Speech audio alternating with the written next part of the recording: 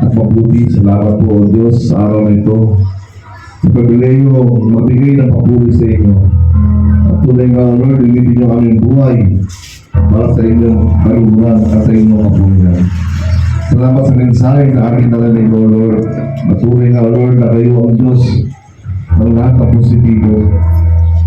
Na, O Lord, ang aming bawat isipin lamang at gagawin ay maging positibo lamang, O Lord.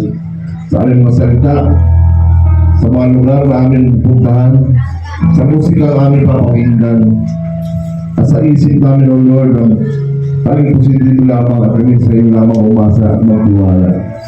Namin, Panginoon, ang buhay namin ay maging katulad ninyo.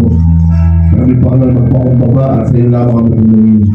Namin, Panginoon, ang bawat buhay na pagsasamin at, O Lord, ay hubugin nyo, nakatulad nyo, na puno-puno ng positibong bagay. Namin, Panginoon, at mga negatibong bagay, O Lord, ay aming iiwanan at di namin isipin.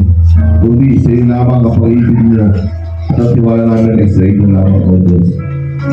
Salamat, O Lord, sa buhay niyo. Tunay, O Lord, na naging isang inspirasyon sa amin. Na kayo ang aming makapangyarihan, Diyos. At wala pong imposible sa inyo. Ibigay niyo sa amin ang lahat-lahat sa amin na positibo. Na hindi ko kami hayaan, hindi kami pagpapalain, O Lord.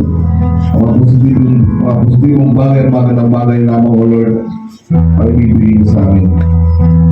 Salamat, Diyos, na nawa itong Panginoon kaya aming i-apply sa aming buhay sa araw-araw at i-share na namin, O Lord, sa aming mga mahal sa buhay.